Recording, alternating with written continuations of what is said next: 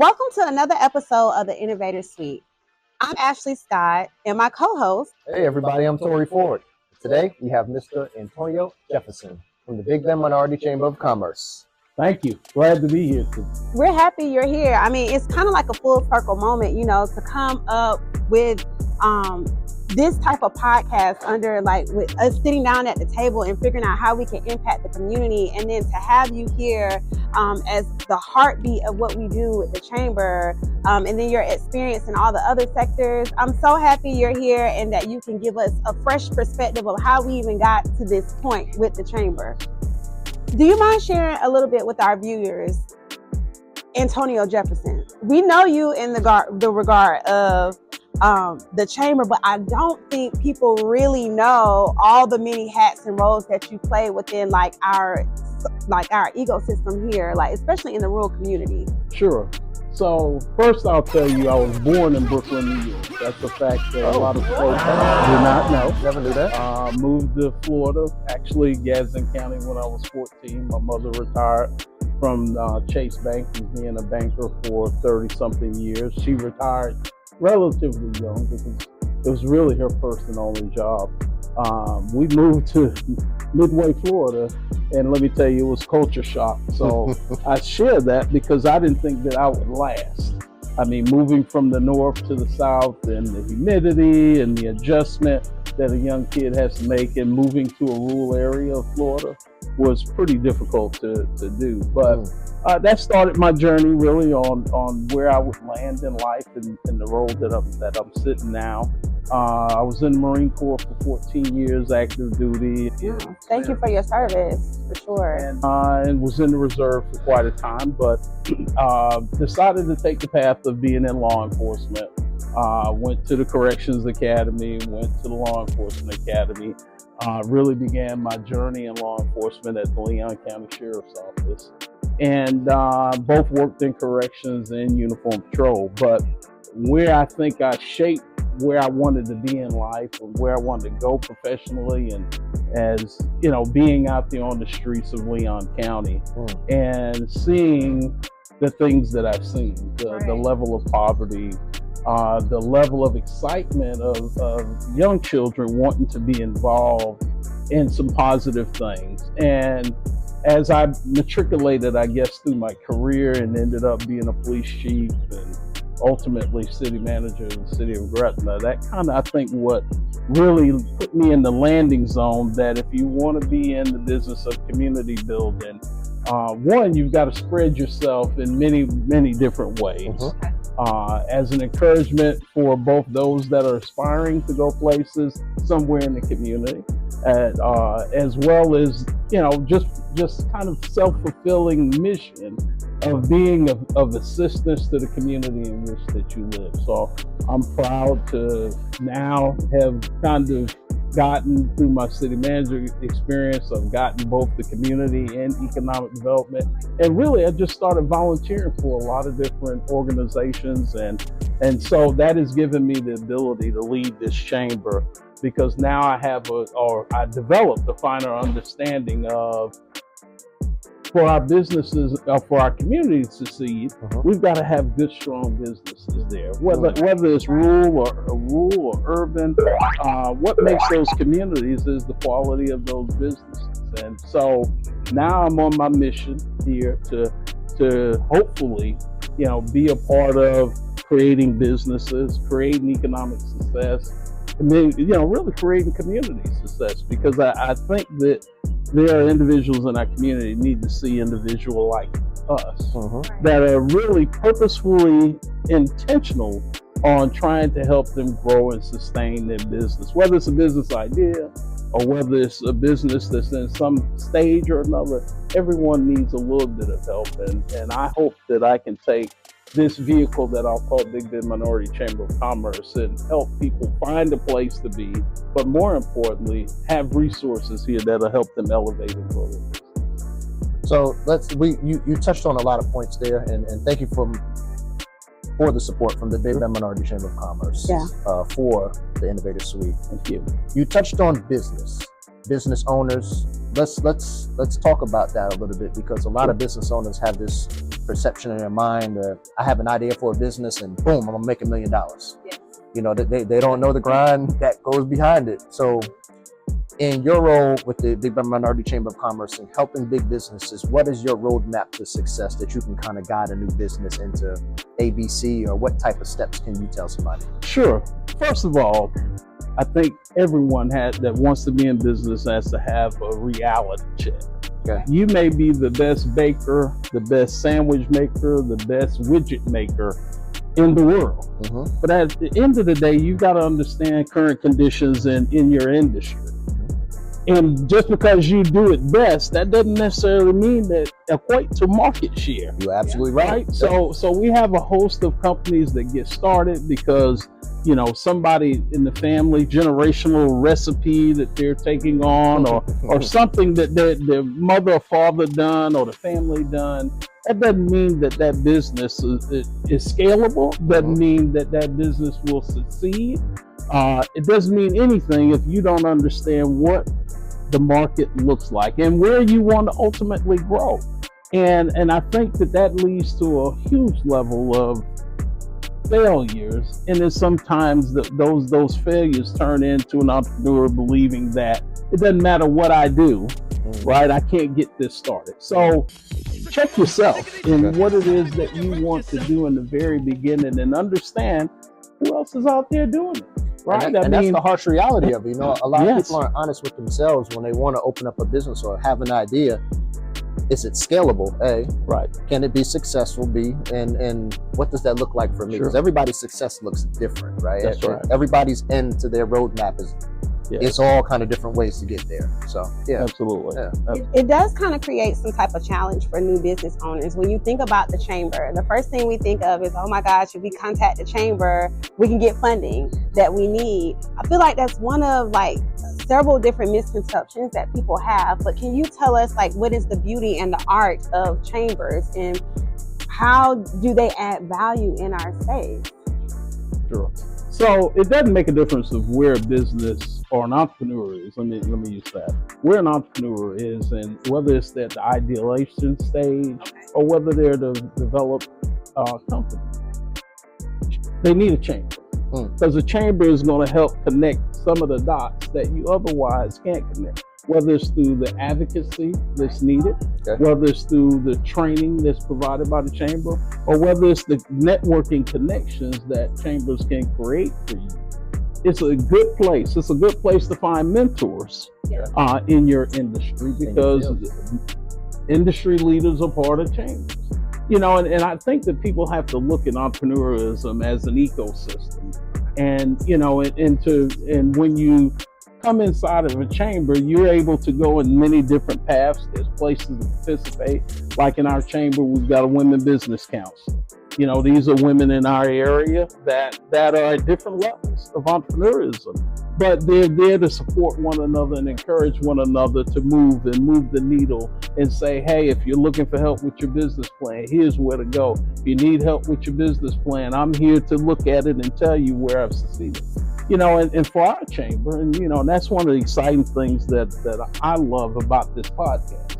Because at the end of the day, our audience will be hearing from entrepreneurs in our area that and beyond that have failed, right? And that can take that failure and articulate it in a manner to help other entrepreneurs avoid those pitfalls and avoid those failures that happen in business. And we hope, right, that it'll encourage them to go down certain paths and avoid certain detours or blockages that may create, you know, their business failure. And again, listen, in business, failure is not a bad thing, but repeat failure is going to lead to total failure. And you know, someone else, speaking of like the repetitively failing, but also not starting as a whole. Like, you have already failed yourself if you have not started. So if you have that dream or that business or that concept, last week we had Tangela Lofton on. This week we have the Chamber on. These are two entities that you need so that you're able to progress yourself in your business.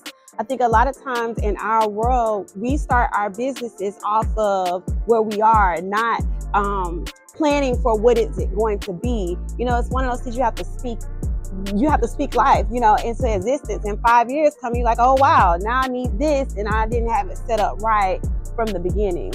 You know, and one other thing that I definitely want to give you guys accolades and commend you on is you're approachable, right? Yes. You're seen. You're just not somebody that's behind an email. You guys are out in our community. Actually, hey, I'm here. Let me be a resource for you. So for all the business owners out there that have the idea of starting a business, please reach out to them. They will help as much as they can possibly help on all fronts. And I'll do a shameless plug too. You know, people always ask us which chamber and why are we a part of a chamber.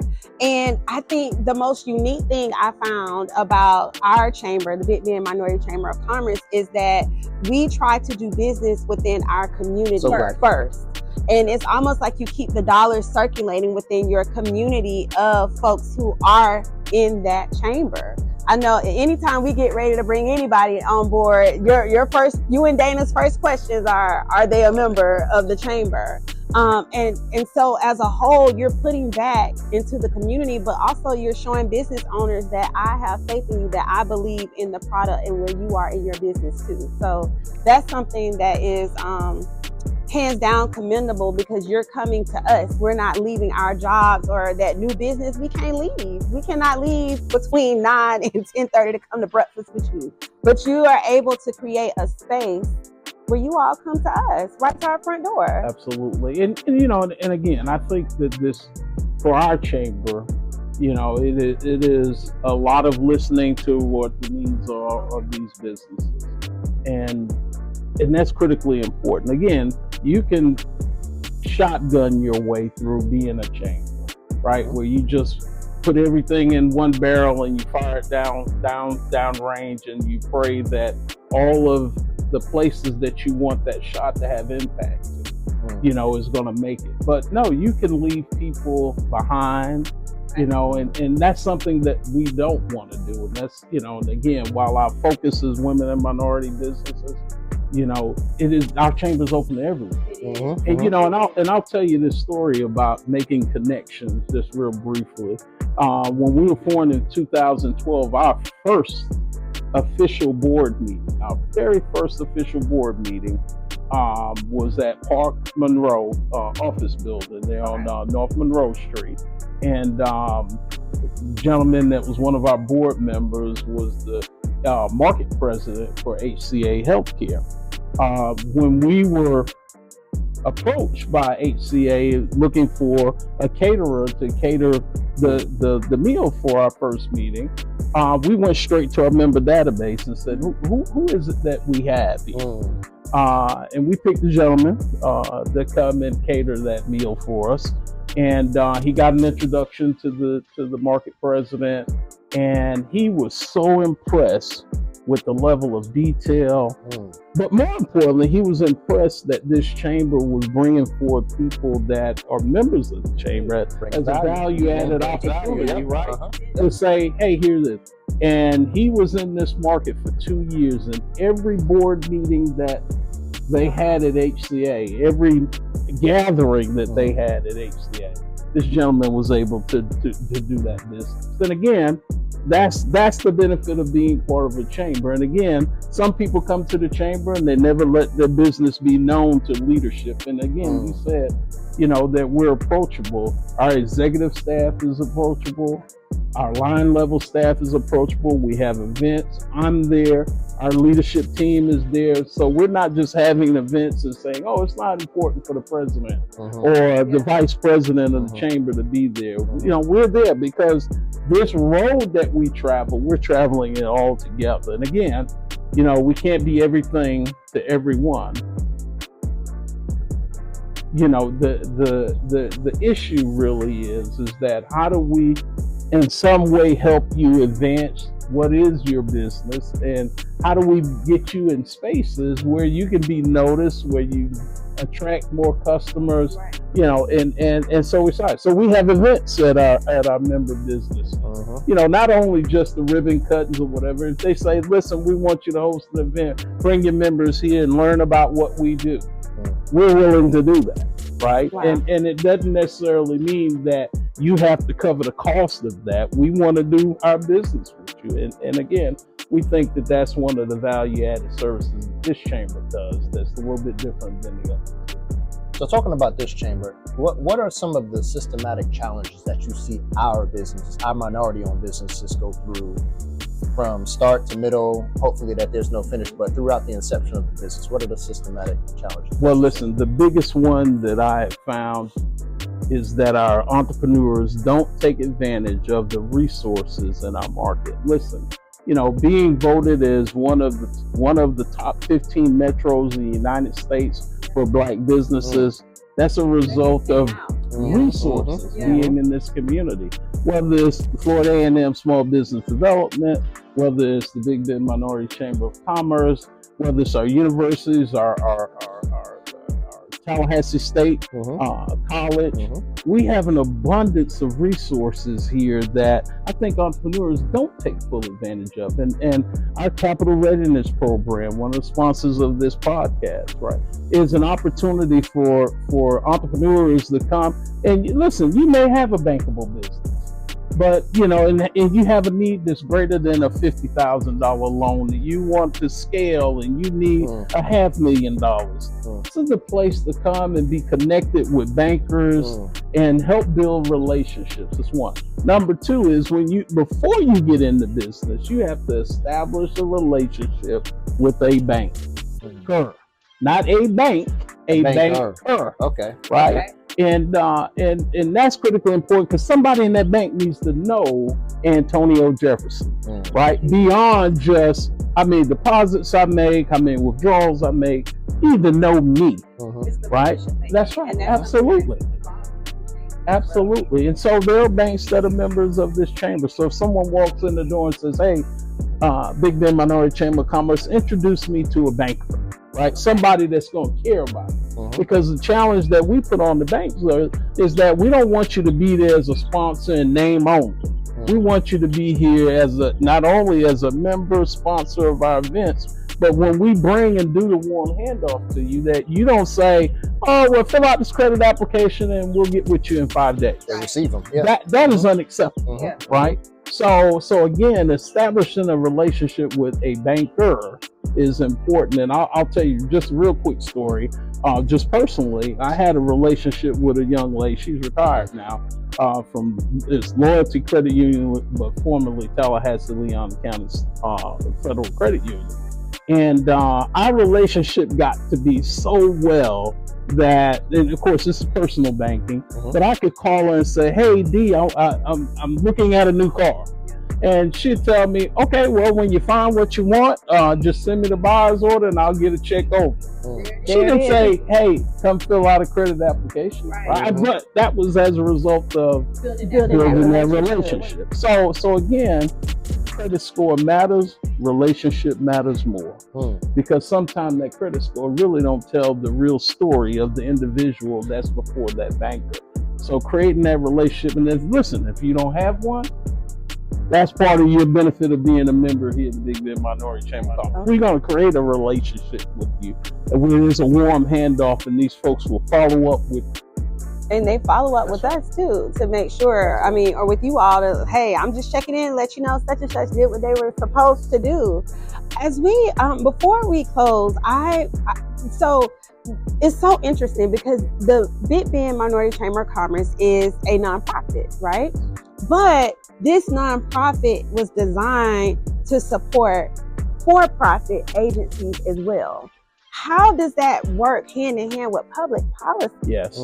So, so from all of our, obviously some businesses come and become part of a chamber like ours for specific purposes. But, Amazon is one of our big members within the chamber. And sometimes there comes issues that Amazon needs advocacy for, support of. Okay. As it relates to capital, but at the same local support, right, local support, Yeah. and we're there to do that. That's one of the things that we do for our members. We write letters of support if they're writing a grant for something to bring to the community. So there's a host of things, but more importantly, our advocacy is as a result of what we hear from our members. Right. So as state and federal legislation comes forward, we advance those issues, through various means. Florida Black Chamber Day, right? And our Florida Association of Black Chambers is made up of 12 chambers from all the way from Miami-Dade County all the way over to Escambia County.